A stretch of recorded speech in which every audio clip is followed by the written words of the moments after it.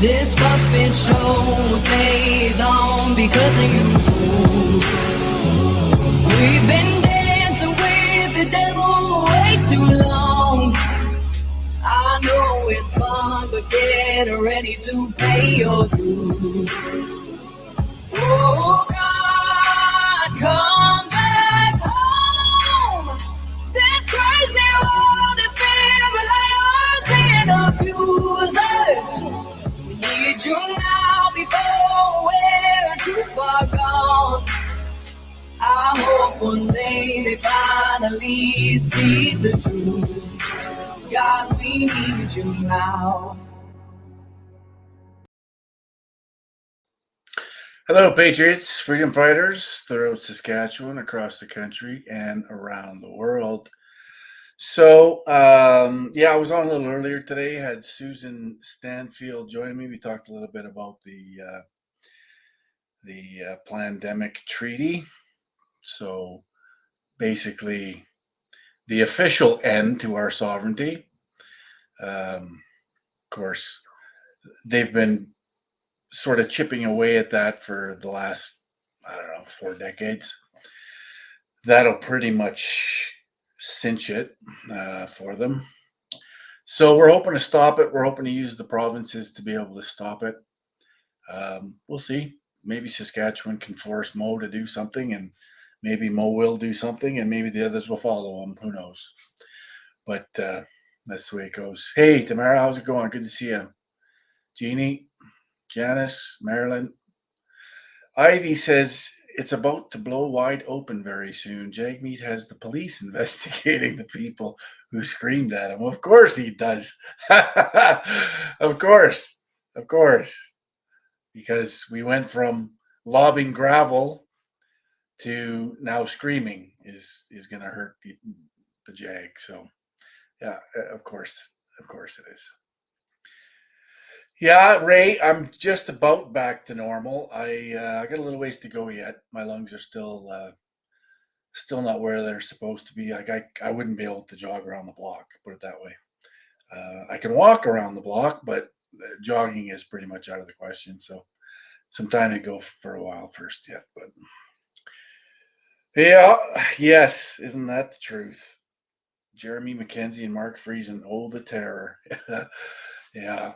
So I'm excited to have the next guest on. He's according to the CBC and the government, he's the leader of Canada's one and only right-wing terrorist group planning an insurrection under the name of Diagolon, which apparently is I'm not even sure you can say that on the internet anymore, but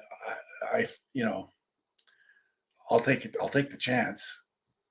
But yeah, so without further ado, I got to bring my friend on, Jeremy MacKenzie, to have a little chat about what's been going on in his life as of late.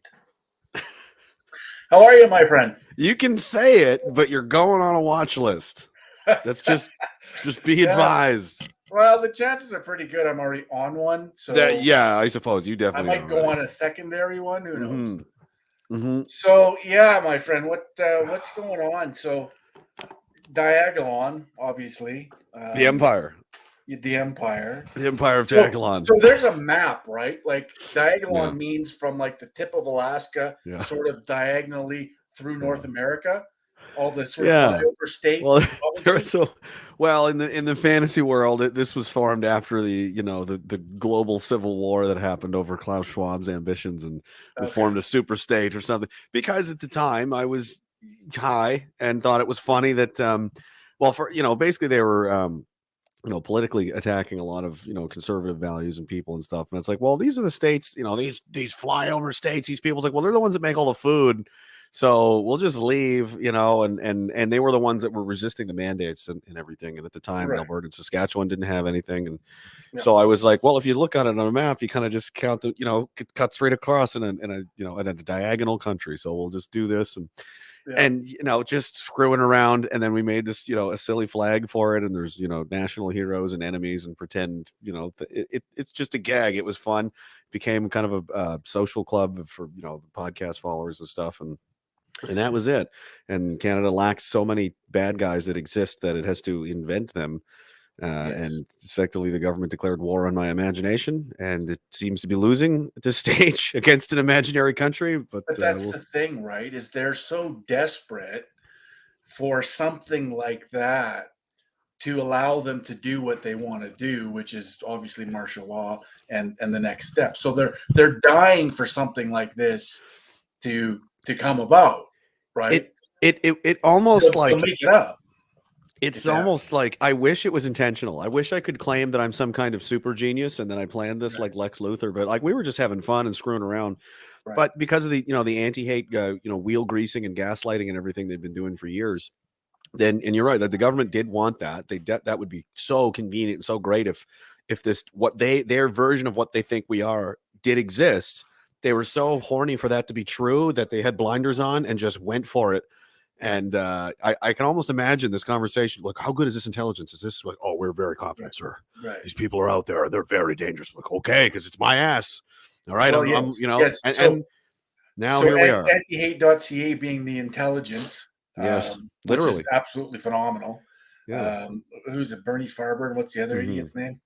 Evan Balgord, Richard Borman. Right. Yeah, they actually used in some of my arrests the police file they have there, the disclosure package. There's anti-hate articles as evidence that they're using. So they use tabloid opinion piece journalism as evidence, and it's unfortunate for Mr. Farber and Warman and them, because it's like that's a very easy case to prove for defamation, I think, because normally you have to prove that it's negatively affected you in some way, and well, it appears to have contributed to being arrested as a political prisoner. So right.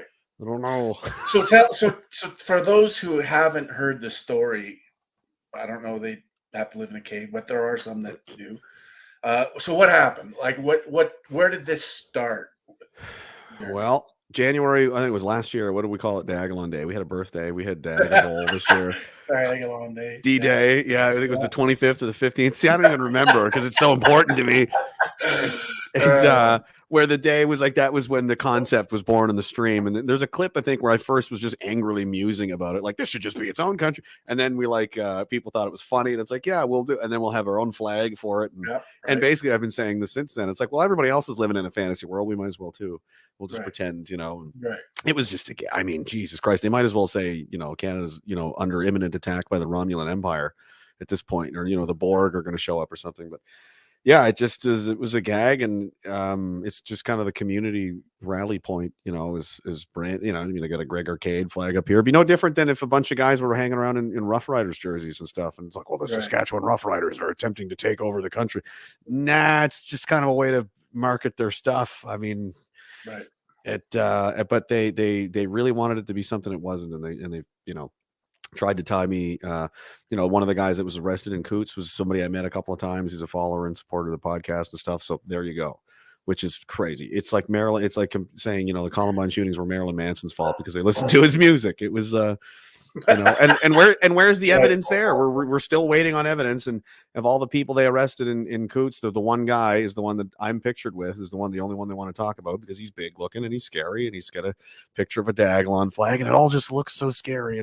But the problem is there's got to be something beyond that, and there isn't. So it's really entertaining listening to over 100 people I know now for nothing today. It's the first day in weeks actually that someone hasn't messaged me to say that CSIS has come to their house to ask some questions, and this is in 6 different provinces now. So I mean, they're on a wild goose chase for non-existent terrorists. It's probably cost tens of millions of dollars at this point. But I mean, wasn't Diagolon this mean country? Wasn't it debated on the floor of Parliament?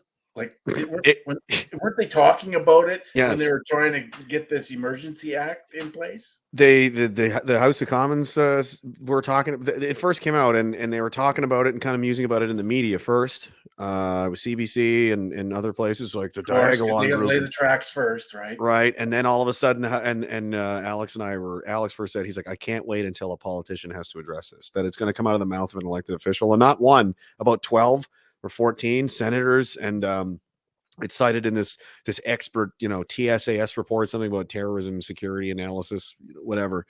But they won't tell you what's in it. There's a report that exists, but we're not allowed to see what it is because it's too scary. They have lots of evidence, but they can't show you because it's too scary. It's, you know, and you're seeing the RCMP commit. It's just it's crazy to me to sit here, you know, of my imagination is being debated as a threat to national security, while the RCMP commissioner and the CSIS director are being questioned by elected officials in Parliament, and I'm just sitting here, you know, but here's candy like. Here's the thing, though, Jeremy. Right, so I can't deny, and neither can you, that there's a lot of talk on the internet, on social media, especially I would say most likely in Canada and the USA, from people that are suggesting violent revolution or rebellion or whatever. Yeah. There's a lot of talk, right? Yeah. That's undeniable. So Right. they're going to extrapolate from all of that, and they're going to try to find somebody that they can pin it on, right? Yeah. And that's what they're doing. I think so. They're using a meme country. Yes. And you know, of course, ex-military, PTSD. Oh yeah, it all the fits. ingredients necessary, right? Special forces, very scary. Yeah, exactly. To frame all of this, right? So, God. Yeah, they're acting guilty. Like they're acting guilty. Essentially, is what it is. Because, I mean, yeah, there's lots of people saying wild stuff, but this is the internet exists now. Do you think people weren't talking about this kind of stuff in the 70s, the 80s, and 90s? Like there was all that's happening is the conversations people used to have with their friends and family in their homes and in pubs and wherever are now on the internet. That's all that's changed, really. 100%. And they've got more intelligence than ever. And instead of, you know, they're acting like we're less safe than ever. Like most people are not very bright and they broadcast their, you know, everything. Like if I was going to, you know, one of the guys in the House of Commons was like, this was the most biggest open source intelligence, you know, bonanza I've ever seen. Like all these people live streamed everything they were doing. Right. What are your questions? Like you knew where they were, what they were doing, who they were with, where they were live on the, you know what I mean? Right. It's crazy, but yeah, they needed the boogeyman and they wanted there would be one so bad and they just went for it. And well, so but that's the thing with all of this, and I don't even necessarily. I mean, there's a lot of talk that I wouldn't, you know, promote on my stream. I wouldn't say, or it wouldn't come out of my mouth necessarily, but I understand that when it comes out of other people's mouths, I understand the frustration. The path that they have us on, when you start removing rights, when you start removing the ability to speak, when you start removing the ability to gather and associate and all of these rights and freedoms, that's a pretty dark path. And I've said this, and Anti-Hate has quoted me, and Press for Truth has quoted me, and McLean's has quoted me, and all these other idiots. Press for Truth? What did they do? Well, they've run 3 hit pieces on me now. Really? Dan Dix did? Oh yeah, not Press Progress. Sorry, not. Okay. I was going to say that's I don't care. Yeah, Press Progress is terrible. Yeah, no, that's a Tides Foundation group, right? Press yeah, Progress, that's exactly right. So they've run 3 hit pieces. All these people, because I say the government, the globalists have us on a dark path. Yeah, that's just a fact. That's just a reality. When you remove all of the rights and freedoms from people, they are going to, at some point, lose patience. Yes. And maybe, I'm not encouraging it. I think it'd be a horrible thing. And I want to talk about that a little bit down the road here too, Jeremy, because there is some discussions about that. But we don't want it, right? Like I don't think that's the best case scenario. I would argue we're doing everything in our power to prevent that. Because the people pointing out that there's a fire are not the ones that started the fire, because I would want the fire to burn everything down. Right. And that's what I've been saying. I'm, you know, angrily, I'm frustrated, I'm blowing off steam, and lots of other people, but that's all we're doing. And that's the whole point, is that like, I'm angry that you're doing things that are going to endanger my children, my friends, like you're ruining everything and you're taking us to a place that's not going to end well. That's basically been the message of Head for a while. Like, this is not going in a good spot here. Do you want violence? Because this is how you get it. And instead of, you know, when which tens is only of thousands, stating a fact, that's not necessary. That's definitely not encouraging it, promoting it, you know, pushing it in that direction. It's just stating a fact. That would be like, well, what do you think would happen if the food supply was to dry up for a week? People will kill each other to take, you know, whatever. You're suggesting violence? I'm just telling you what's going to happen, man. Exactly. Okay, just telling you what's going to happen. And we have to be able to have those conversations. We have to be able to talk about it. And I can in order to prevent it. I can tell you, you know as well as I do, that the conversations off the internet are far worse than the conversations on the Yep. internet. I know that for a fact. Yeah, there's some So angry people out there for so, yeah, sure. absolutely there is. And so, Rightfully so.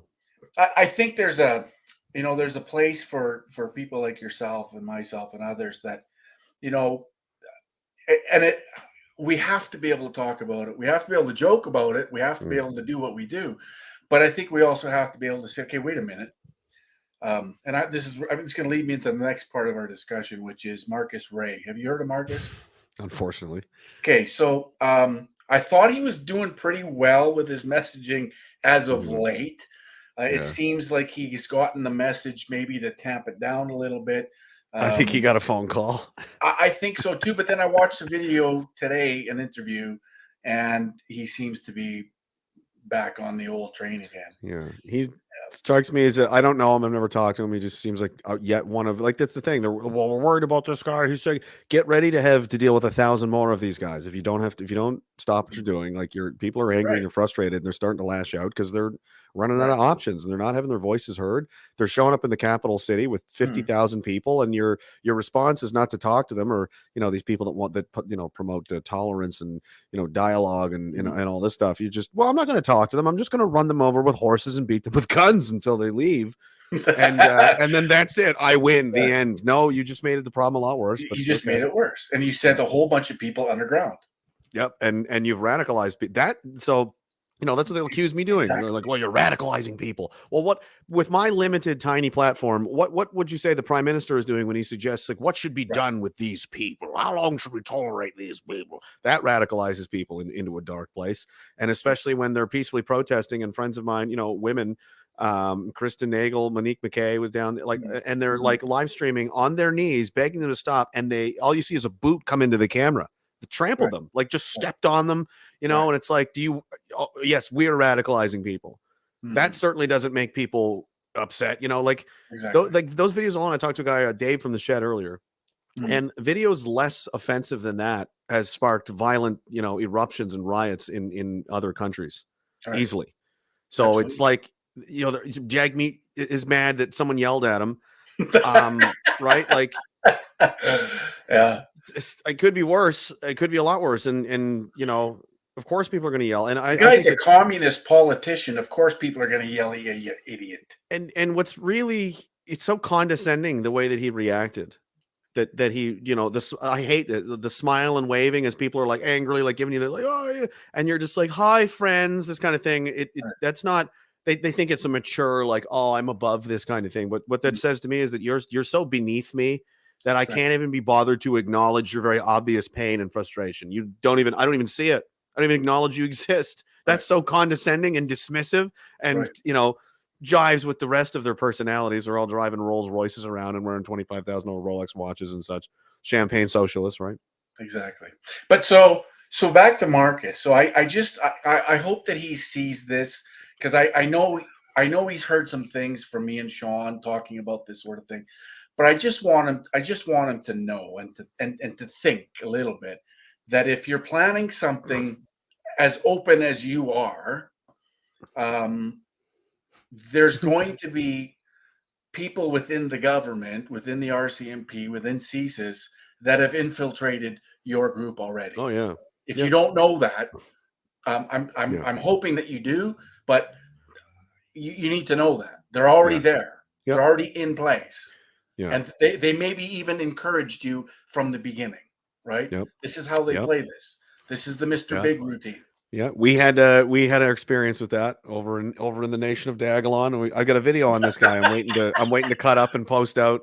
I just haven't had time. Like they think I'm bluffing. I'm not. I have an interview from when I was one of the times I was arrested, and I was like, listen, this is the work of this person, and I play them the voicemails and they're like, we don't know who this guy is. This has nothing to do with it. And then there's voicemails of them admitting, like calling the police and sending them after me. And they're like, all right, so he did call. Yeah. Okay. All right. You got me. But, and you know what I mean? I'm like, So they send these people in there, these unhinged maniacs, because they're easy to manipulate and control. And they snitch for money and they do things and they'll come in and they'll trying to get other people to say crazy stuff that they can screenshot or record or whatever, and then they take it to their handlers, and then they go, oh, look, they take this, evidence package to their boss and go, we got to get these dangerous people, and you go arrest these people for what's known as Fed posting or whatever.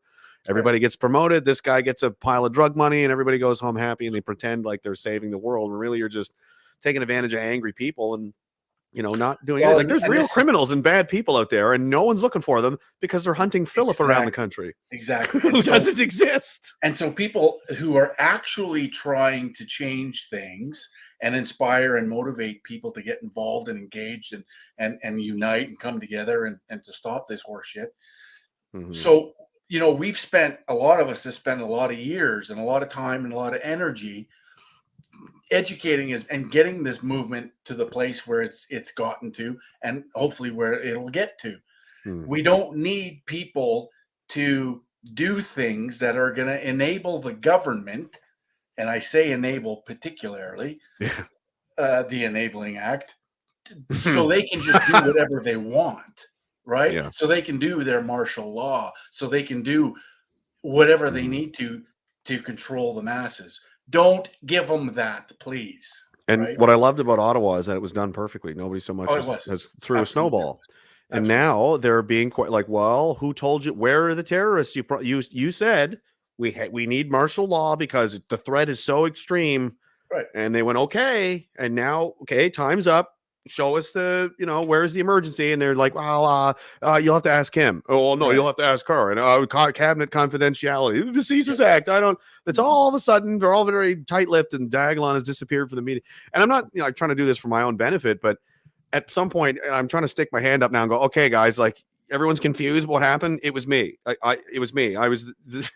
They said it a dozen times, 12. So what were your other entities of concern? If it wasn't Diagolon, what was it? There's nothing else. So I'm like, there is nothing else. From where it stands now, unless there's new evidence presented, there's new arrests, there's new whatever. From where I'm standing, the government of Canada enacted the Emergencies Act to declare war on my imagination because it was scared of things that other crazy people had written on the internet, and you'd think that's too absurd to be real. But then you remember who's running the country, and then you go, well, yeah. Right. Maybe. They'll manipulate anything they can, right? And this is what they've done. Yeah. And we live in just enormously crazy times, and this government is absolutely insane. They're literally off their rocker.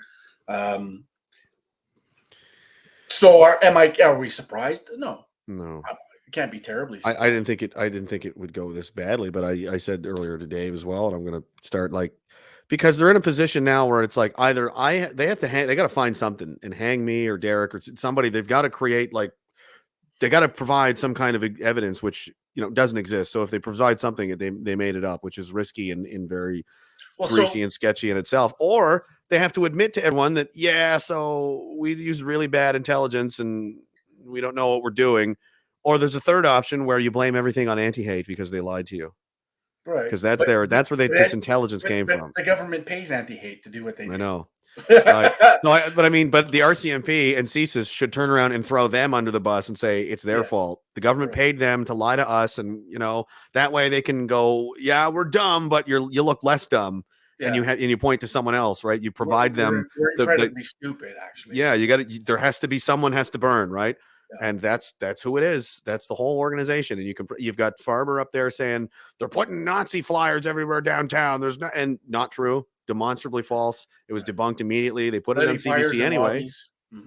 Yeah, all that stuff, right? And then because of that, you've got people like David Zegarak in Winnipeg running people over at a protest. Right. So they're literally fomenting terror attacks. And I'm on a goat farm drinking beers with my friends in a pretend country that doesn't exist because we're screwing around. So at some point you'd have to think that it's just a bridge too far.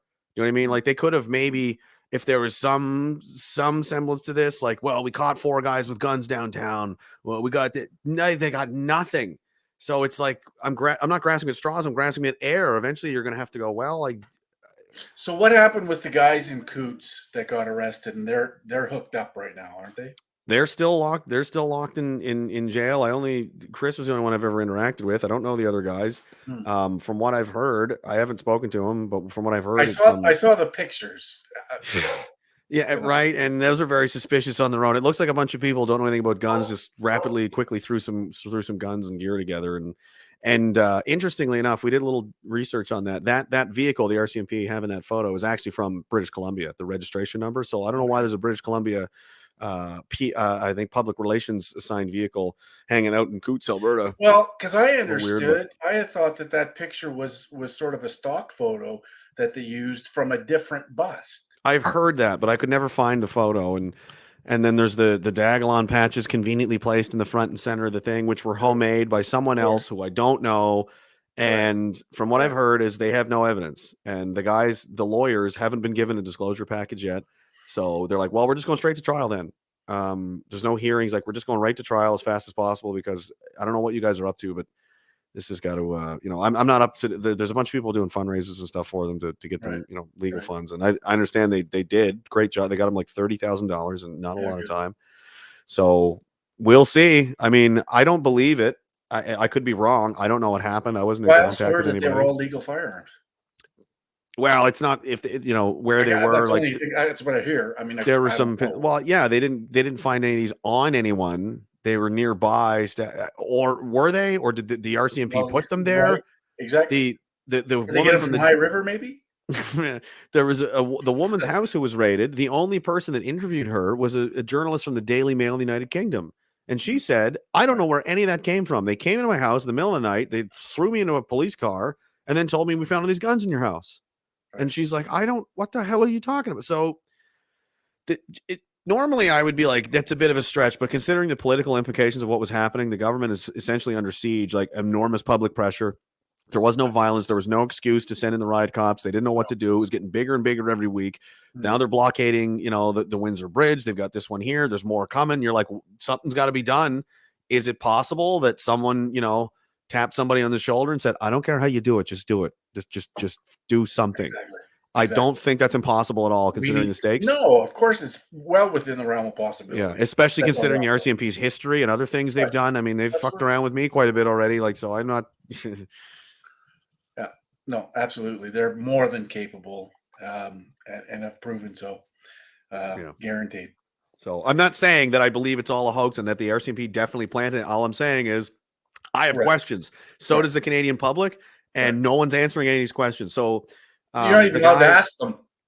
Well, the guy that wrote the he didn't write it, but after the Emergencies or the War Measures Act was used in the 70s, he wrote in some kind of amendment that, like, within 60 days of it being over, you have to explain exactly what happened and be totally transparent with everything that happened. Right. To prevent this from just being willy-nilly used to, like, Well, I mean, so it was used 3 times before that, World War I, wars and the FLQ crisis. Right? Yeah. And now we have bouncy castles and pretend countries, right. Street parties. Yeah. People are eating shawarmas. Yeah. Man, I don't know. It just reeks of desperation, and it seems like everyone's used to, like, not being able to win because it's been so long since we've been able to, they're always 2 steps ahead kind of thing. But it's almost like I said, I wish I'd planned this, but it's almost to the point where it's like they fell for an illusion, because there was a mirage of a terror cell. I even put out a photo that, like, CTV and a bunch of people have found where so there's like 10 of us in a photo or something, and we had, like, a bunch of these skull masks that we had, and I put, like, the redacted, like, bars over everyone's face, and they're holding the flag, and ooh, it looks scary. In reality, it was a family barbecue. There's a bunch of kids running around eating hot dogs and this kind of thing blowing off to the side, right? So we took this photo, and I put it on the internet for the express purpose of trolling anti-hate in the media. Right. Because they go, oh, look, they're doing, like, who does that? Right up. Yeah. Like, look at us, we're terrorists. Let's take a picture and put it on the internet. How stupid are you? I did it because who would do that? That's so dumb to me that anyone would. The one I saw was Randy Hillier there with his big belly and a beard. Yeah, that was like, a camping trip. A bunch of them went camping. Right. And it's like, this is your evidence, man? Like, oh no, you fell for it. Scared when Randy Hillier is leading the the revolution. Yeah. I wish I intentionally like baited them, was like, watch this, they're gonna fall for this, it's gonna bring the government down. It was totally by accident, but if the documentary comes out, I'm gonna claim it was entirely intentional, and then I'm a genius. And then right. Super troll. Yeah. I mean, Sam Hyde's popular for trolling things. Was he ever trolled an entire government into declaring martial law over an imaginary country? I don't know. Right. Yeah. It wasn't on purpose. I didn't try to do that, but that's just. I mean, what does that say about the country? Like, how bad is it? What kind of shape is it in when the worst people you can find are ones that don't exist to use as your scapegoats? Well, when they write the history books, if we win, hopefully they talk about Diagolon a little bit. Embarrassing chapter. The most embarrassing chapter of the Canadian history. And there's guys getting pulled over and followed around and questioned by CSIS and stuff just for owning these silly patches and flags and stuff. And so.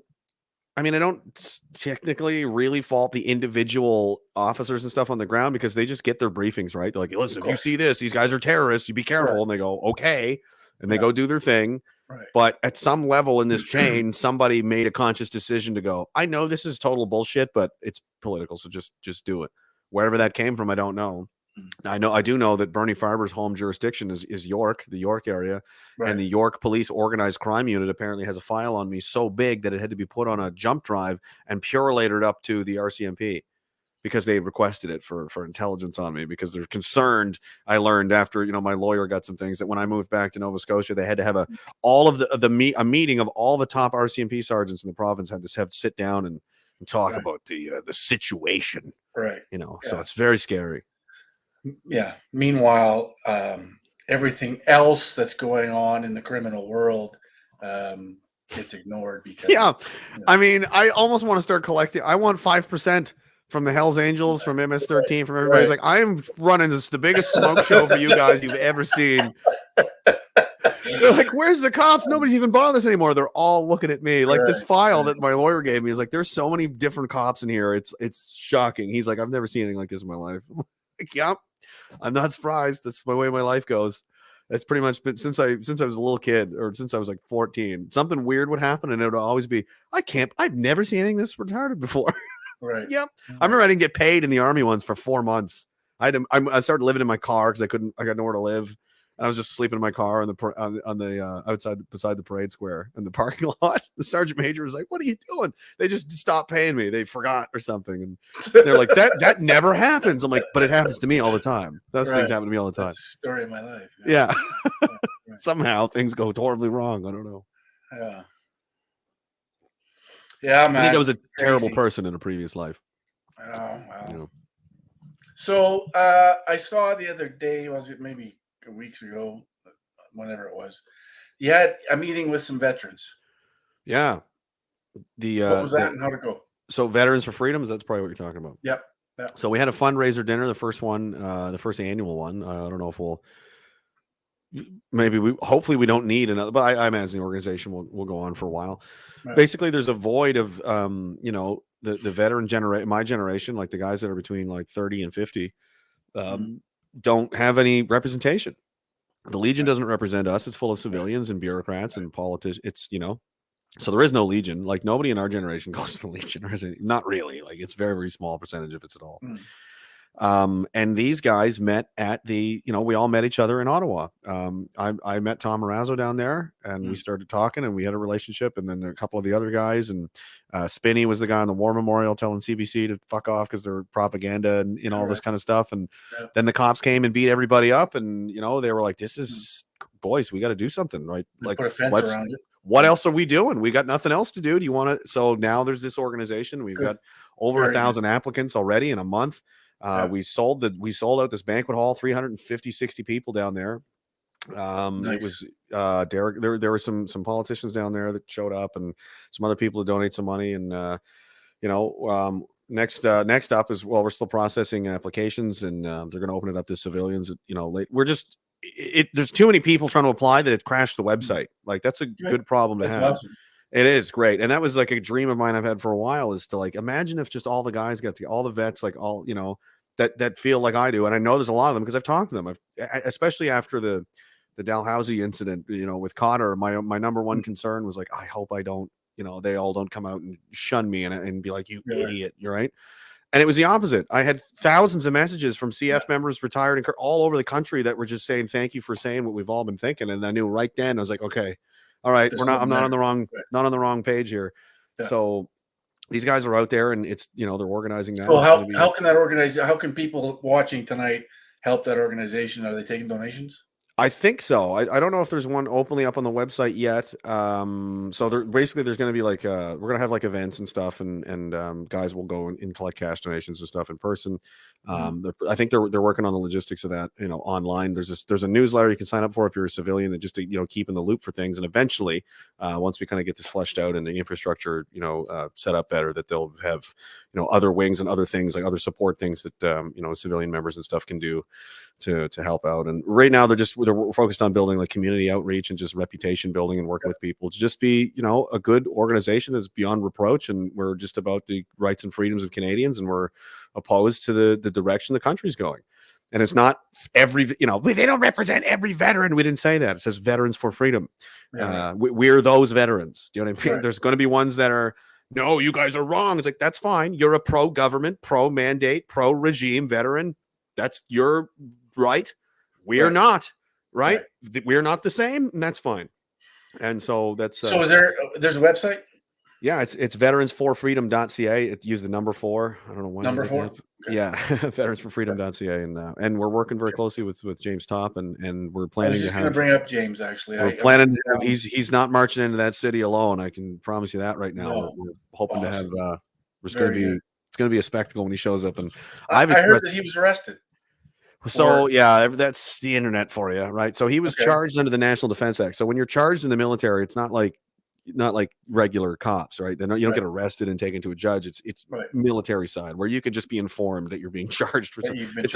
Somebody, your CO or somebody's put in paperwork to charge you, and unless it's like a serious offense, like you shot somebody or did something crazy, then you'll get arrested. But if it's like a service discipline thing, and he's a reservist as well, so he's being he's active. Yeah, and they don't like what he's doing. 28 years, most of it Reg Force. He's just recently been in the reserves last few years. He's 55 years old.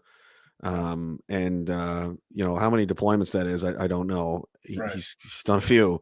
And because he spoke out with his uniform on intentionally, and he said so, he's like, I know what I'm doing is not going to be well received, but this is what I believe. And I'm going to stand up for all the other guys in uniform that are being forced out of their jobs and their careers, and everyone else in the country that is affected by this. So, damn it all to hell, I don't care. I'm going to throw a rucksack on and march to Ottawa. They don't want to listen to me. I'll walk down there because I can't fly.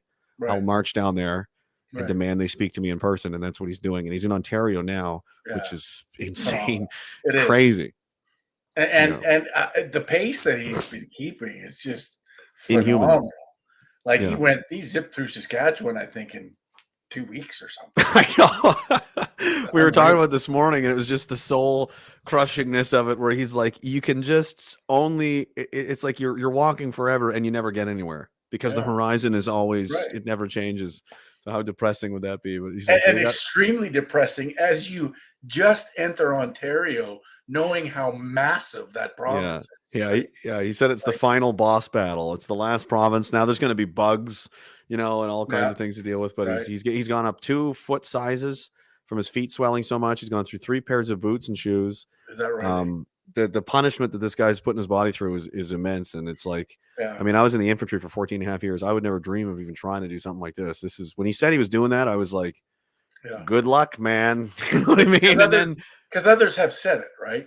And a lot of people say they're going to do this. I'm going to no, you're not. And then next thing you know, a lot of stuff happened in my life, and anyway, I kind of forgotten about it. And then I saw a story. I was like, he's in Alberta. I was like, oh my God, that guy's still. I forgot. He's already in Alberta. He's already crushed the Rocky Mountains in February. Yeah. And he's like, and then he was in Saskatchewan. So I got him on the podcast. I think he might have been in Saskatchewan. He was in Alberta still when I first talked to him. And I got him again this morning. He's in Ontario. And maybe I'll get him one more time when he's near Sudbury Valley region. And then I'm just going to drive down there and meet him before he shows up. Yeah, right. Yeah. Phenomenal. With the rest of the guys. There's hundreds of guys that want to show up there and meet up with him. And I'm hoping to just have everybody there around the memorial and just quietly, silently stand there and let this man finish the last few hundred meters all by himself, because that's his accomplishment. That's his achievement. And it's 100%, historic. 100%. Yeah. Phenomenal. Yeah. And of course, mainstream media doesn't touch it, He stopped outside the CBC headquarters in Winnipeg and asked to talk to somebody, and they ignored him. Yeah, of course. They were too busy. Yeah, right. Right. I mean, and I said, if he had a T-shirt on that said, end white privilege or something. Oh yeah, every Thursday he'd have his own. Every Thursday night there'd be an update with send donations, everything. There'd be every politician be flying out there to shake hands with him and stuff. But he's on the wrong team. So all of his 28 years of suffering and sacrifice mean nothing to them. He doesn't get an opinion. He doesn't even get the time of day to explain who he is and what he's doing because he's on the wrong political team. And that should tell you everything you need to know about who these people are. Yeah, absolutely. 100%. Well said. Well, my friend, I wanted to bring you on. I thought I would help, blow this Diagolon thing up so it really takes off because I think it's important. You guys do an important service to our country. The armies of Diagolon will conquer the evil somehow by joke or by hook or by crook or joke. Well, or by at the very least, you make them look really foolish and stupid. So, and that was the intention. That's always what I've always tried to do. I mean, I yell a lot and get angry at them and be like, "You guys are clowns," but then I mock them a lot and they don't like that. And narcissists hate to be made fun of. Right. And it was just a thought. I talked about this with Greg Wycliffe a couple of years ago, and it was like, you know what? No one ever laughed at Joseph Stalin. What would have happened if they did? What would happen if everyone laughed at that guy? Exactly. How much power do you have as a ruler if everybody thinks you're a joke? Right. Not much. And you're getting close to the exit, I think. Yeah. No, I think you're right. Well, thanks for coming on and telling the goofy story, my friend. I want to do this more often with you. I want to bring you on and do some updates and what's happening in the world. Talk about some current events and that sort of thing in the near future. So stay tuned. Hopefully I can stay out of jail. Yes, my hope is that as well. And 3 strikes you're out. I'm 2 for. I gotta. I'll try. I'm trying to be good. They did arrest you though, didn't they? Twice. Yeah. Twice. Yeah, 2 times now. And one of those times they went through your house. Yeah, they raided my house because Buddy said he's going to put the police on me and they took all my equipment and firearms and everything. Everything I had was legal. They took it all anyway. Charged me with a bunch of stuff. It's just to do it, just to say I didn't have a license. I did. These weapons are illegal. They're not registered. They don't have to be. This kind of thing. But they just stack the charges and everything so that they can say, I haven't even been in front of a judge for those yet. It was like your first court date is 6 months from now. This was back in January. And I'm like, cops I know were like, oh yeah, they're just doing you dirty. So the whole reason for this is you can stay as a charged person as long as possible. So they have this window to run stories about you in the media. And anytime you're referred to, anything you do, it's going to be prefaced by who's under these charges, who was arrested for XYZ and this kind of thing. So that's something I'm dealing with. Another time, my girlfriend and I got arrested for quietly protesting in a street outside of a doctor's house. Lots of other people have done that in the country. We're the only ones that were ever charged for it. And it was just us. And we were held in solitary confinement for 4 days with no shower and we're not outside. We weren't just throw us in a hole and left us there for 4 days and wanted to keep us for 2 weeks and then wanted to ban me from the internet, from phones, from laptops, tablets, devices, house arrest, ankle bracelet, curfew, take her and put her in one province and put me in another one. Contact. Did you organize this protest in front of the doctor's house? Not really. It was just a few of us were like, well, and the whole thing was because, they were dropping the mask mandates in the province and everyone was like, finally, good with that. Except the last minute, they're like, but not schools. Just kids are going to keep wearing them. The lowest risk group, the lowest, teachers who union. Arguably suffered the most. It was like, so you can go to the Metro Center or whatever it's called now, the arena here in the city, and you can put 15,000 people in there for a Mooseheads game, but kids can't go to school. Yeah, right. They can't have 30 kids on a bus, but you can have 15,000 people in the Metro. Like, where's the logic? They don't want to answer.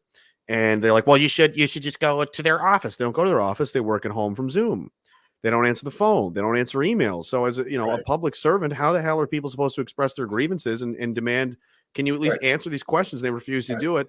We showed up. We were under complete supervision of the RCMP the entire time. There was like 7 cops there. It was live streamed.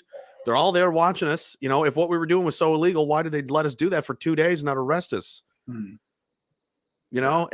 they'd done it before and there was no problem. And all of a sudden this time, and while we were in jail, they passed a new law preventing people from doing this in 30 minutes. and they skipped 2 stages of the legislative process in the province. One of them, I swear to God, one of them was like where you debate and ask the public, this kind of thing. They just skipped it. And when they were questioned about it in the media, they said, well, we were pretty sure most people would have supported it, so we just went ahead and did it anyway. I was like, oh, okay, Stalin. So are there any lawyers that are challenging these things? I don't know. I'm not aware of what's going on. I know there's some things moving in the courts challenging the authority on the doctors and health officials and the premier and so forth. And we're still, our lawyer's great. He's expensive, but he's good. And because I was worried I was going to get Pat Kinged in there because I knew they didn't want to let us out, and it was like, well, if he's in jail for that, I can definitely stay in jail for this. It's, similarly ridiculous. Well, I think circumstances are probably a little bit different. This was only not long after the Ottawa. This was March 23rd. You didn't even get a bail hearing though, right?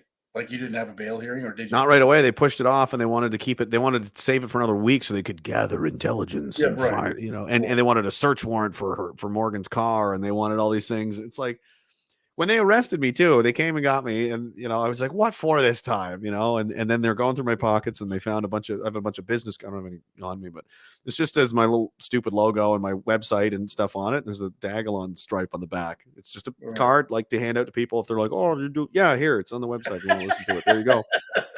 And these cops grabbed it, and I swear to God, they're going through it, and there's the other guy next to him, and he finds him. He goes, "Oh yeah." Like he found the Holy Grail. I'm like, they're business cards, bro. Chill out. Like, do you think that's cocaine on the back? It's just in paint. It's nothing. Like they gave them back too. I'm surprised they did. I thought they'd keep them as evidence. Yeah, exactly. And people in the Halifax police told me, they're like, so there was a briefing, and they think you're a very dangerous terrorist. Like, of course they do. So, but this is just something I got to live through, and eventually the truth is going to outrun this silliness because let them go look for all the terror. It doesn't exist. There's no plots, there's no cell, there's no illegal money laundering. Everything you've ever said, you've said online. You said on video. If I had something to say, I'd came and said it on the internet. There's no secret. Like I'm not like going to turn this off and then we're going to go in the woods and like dig up some drugs and sell them for more illegal guns that we're going to ship across the border. Like I don't have time, dude. I don't have time to do these things. And I wouldn't anyway because I'm a good boy. Right. Exactly. All right, my friend. Well, good chatting with you. I'm going to bring you back more often. I enjoyed it. Anytime, man.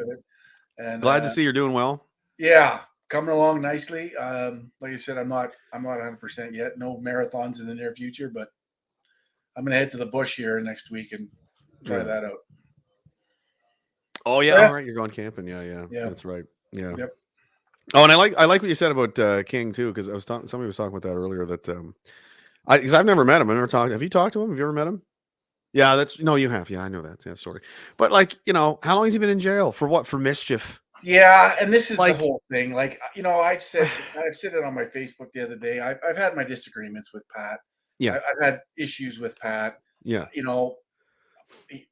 on the convoy in 2019, he made the claim that he lost his leg in Afghanistan and that whole thing. Yeah. He's publicly apologized, whatever. He's burned some people. That's between him and them. But none of any of his prior behavior equals him being in jail for 3 months. Yeah. Right. Like it just for none of mischief. I had a guy when I was in Burnside, a guy came in covered in blood for attempted murder. He stabbed someone numerous times, and he was out in 12 hours, and I was still in jail. So it's like, and people are like, well, I don't care. Screw him. Like, okay, you don't like him. He's a meathead. I get that. Lots of people don't, but that because you don't like him is justification to put someone in jail for 3 months. There's a political prisoner. It's exactly what he is. 100%. What are his crimes? Well, stuff. Right. They're just scrambling to find something. But short of like threatening lives of judges, I don't. And even then, they can have jury trials, and you need evidence. You need to have something to show to justify what you've done. Right. I don't think they're going to get it. And then what happened? What happens to the country? What are the political implications of that when these trials? The Coots guys, King is still in there, and worse, the Keith Woods lawyer guy. Sorry, I'm holding you up here, but yeah, no, it's all good. the Keith Woods guy, he said there's not even 100 names, there's 100 pages of names of people who the government have designated persons, and the sources that they use to put these people on, the list is just media reports. Right. So how many are there other people in jail that we don't even know about that don't have social media footprints like Pat King? Probably. Right. Like how many political prisoners do we have in this country? It's that's scary, and that should frighten people. And they go, "Well, I don't care because I'm a communist. I'm a liberal. I don't." Good. Well, you don't have to worry if you don't break the rules, right? And to these cops too, and these people and their supporters, I'm like, that's fine, right? But you've now set the precedent that you live in a country where if you do something that the government just doesn't like, they can just put you in jail. And you'll say, "Well, I'll always like what the government does." Cool. What about your brother? What about your son? I think with Pat, and kudos to him. Like I said, I don't know all the particulars, but I think he's gone through the bail hearing process, and I think he probably rejected conditions. Yeah. And if that's true, then kudos to him. Yeah, I think so. I applaud him for that. I can't see why they didn't offer him the same terms as Tamara, and he refused them. So they tried to do those to me and Morgan, and we just refused them. We said, "Fine, leave us in jail." And then our lawyer was like, "Well, I guess they're staying in, and there's going to be a media circus." And then the Crown at the last minute went, "All right, fine." And then gave us much more reasonable terms. But I imagine that's probably what happened with him. But he he has said some things that hurt him in this process, right? I mean, we have to be honest. Never talk to the Fifth Estate. Never. Rule number one. Right. Just because your parents love the Fifth Estate doesn't mean you should. Yeah. She called me. She recorded our phone call, and I just made fun of her for an hour and a half, maybe. Yeah. And she only had a 5-second clip where I said, "I don't respect you as a media organization." But I was like, she didn't tell me she was recording the call either. She was trying to get me to come in there. She called me earlier in the day, and she's like, "Hello, it's Jillian Findlay from the Fifth Estate." I was like, "I know who you are. All right, calm down." And she's like, "Well, I get a lot more views than your Facebook page." And I said, "Well, I'm actually banned from Facebook, Jillian. So it shows how much you know." And we went back and forth like this for an hour and a half. And, I was like, "I'm not going in there. You're only going to try to make me look ridiculous. That's your only purpose." But what I thought I should have did was I should have went for it. Like, "Yeah, I'll be in there in 2 hours." I should have put face paint and camouflage on and came in with 6 guys in ski masks and just sat down like Pablo Escobar with a big cigar. I'm like, "Oh, you think you know me, huh? You want to fucking sit there? You want to talk to me, huh?" And just make a big joke of it. It would have been really funny.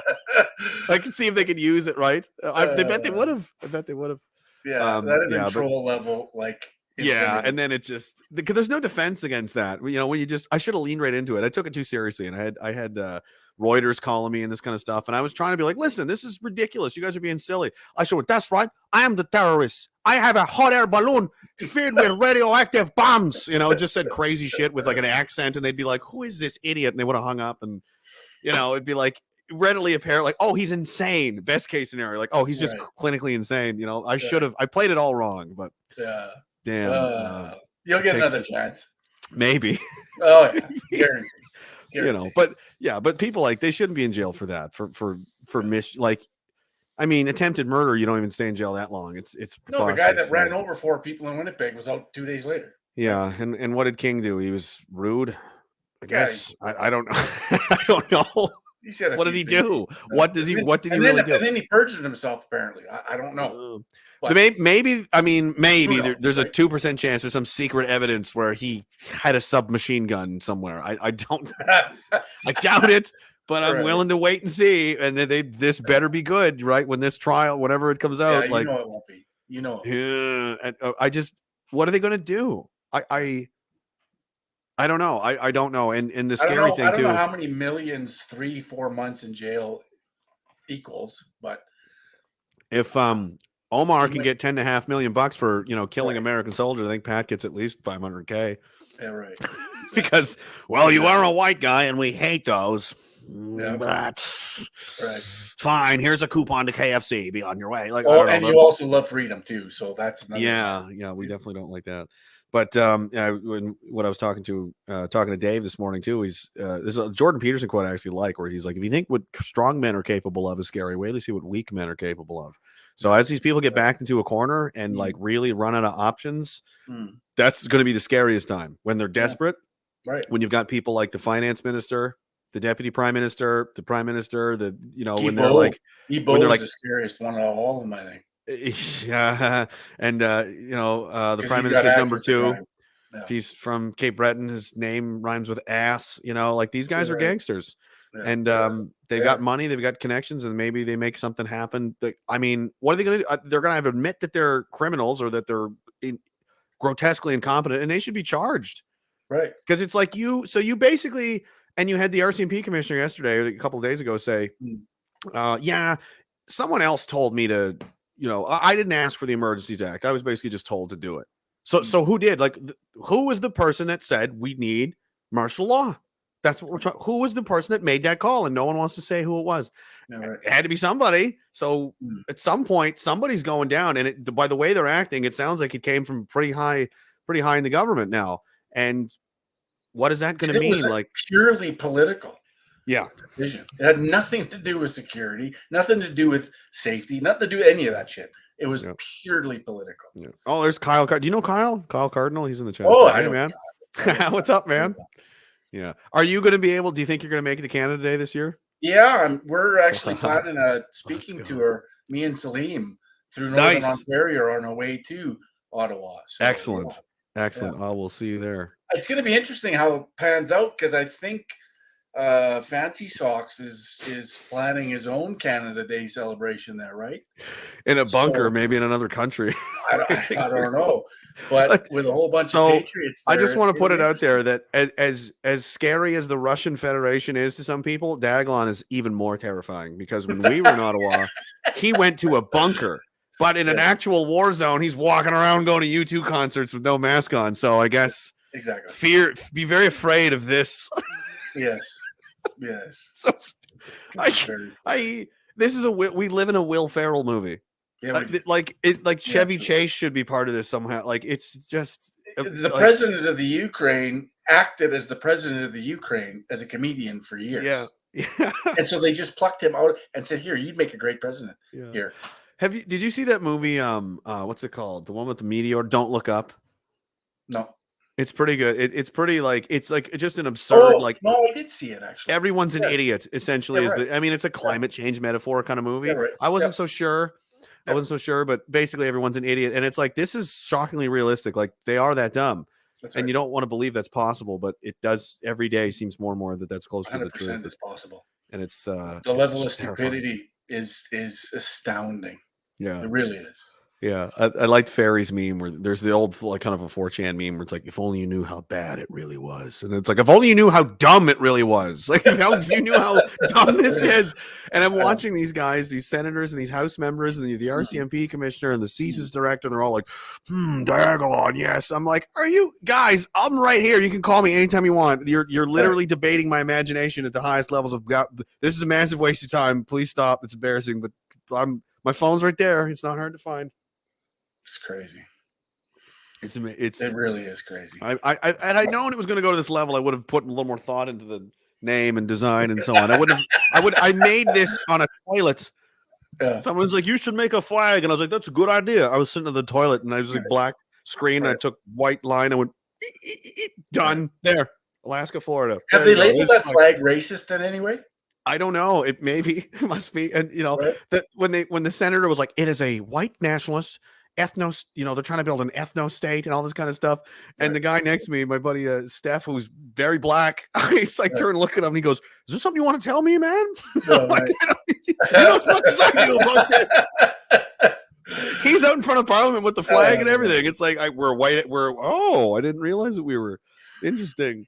Like it's so crazy. And then they just adjust and then they stop saying, oh, they're not white supremacists, they're neo-fascists, whatever that means. Like they're just going to come up with some kind of new terminology that sounds bad to the normie, so that if they're confronted or they appear or they approach or see anything that you're saying, they remember their previous programming that you're a very bad, dangerous, scary, evil person.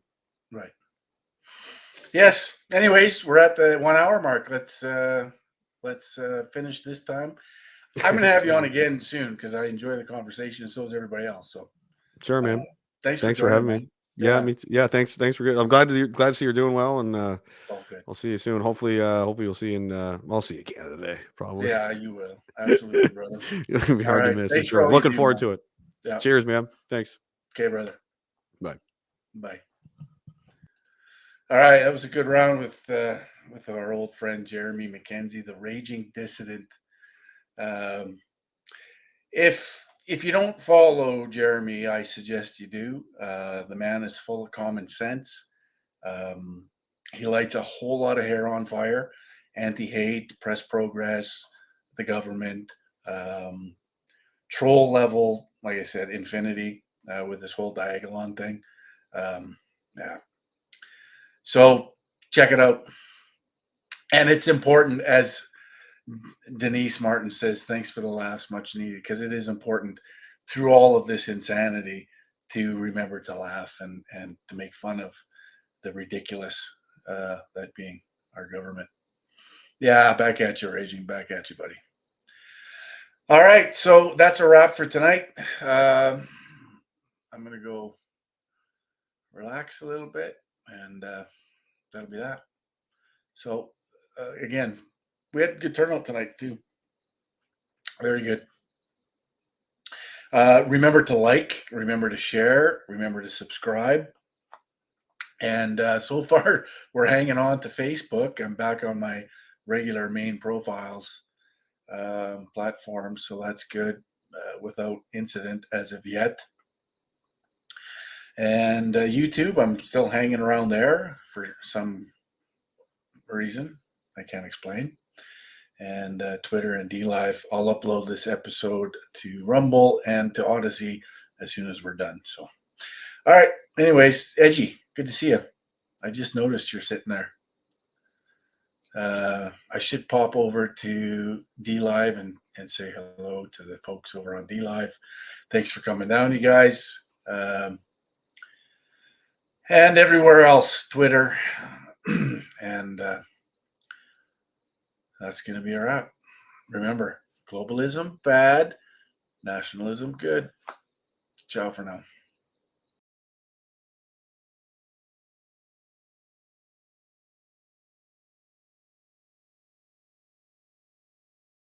One day, one day, one day, I hope you see the truth. This puppet show stays on because of you fools. We've been dancing with the devil way too long. I know it's fun, but get ready to pay your dues. Oh God, come back home.